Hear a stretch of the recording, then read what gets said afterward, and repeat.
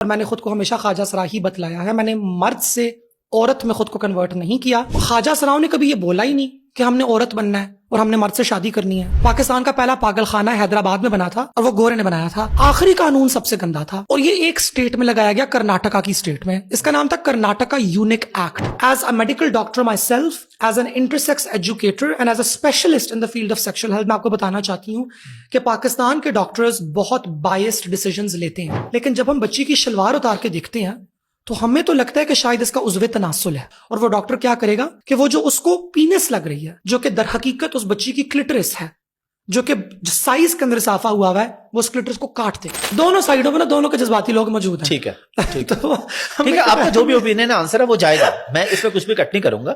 یہ آپ کا رائٹ ہے بولنا اور میرا رائٹ بھی ہے بولنا کہ میں ڈس ایگری کروں یا ایگری کروں کسی بھی بات سے. مجھے وہ سیکشل پریکٹس پسند ہی نہیں ہے، نہ میں اپنی ذات کے اندر پریکٹس کرتی ہوں، نہ میں وہ کرنا چاہتی ہوں.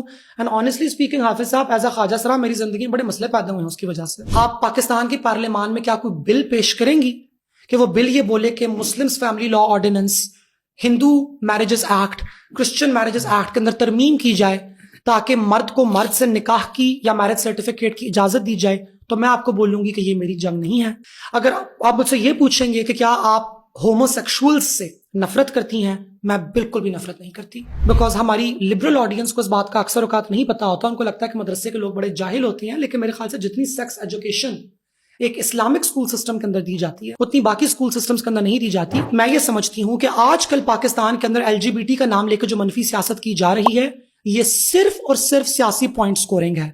پاکستان کے اندر ایک گے انسان آج تک کسی عدالت کے سامنے یا کسی پارلیمان کے سامنے نہیں گیا کہ میں نے مرد کے ساتھ نکاح کرنا ہے. بائی دی وے، جماعت اسلامی 2010 سے LGBT کے اوپر سیاست کر رہی ہے. اب بھی میں آپ کو اپنا شناختی کارڈ نکال کے دکھاتی ہوں، کیمرہ کے اوپر دکھائیں، اس کے اوپر ایکس لکھا ہوا ہے، اس کے اوپر عورت لکھا ہوا ہی نہیں ہے. میں نے بہت اوٹ پٹانگ باتیں کی ہیں، میرا غصہ کہیں اور تھا، نکالا میں نے ادھر ہے.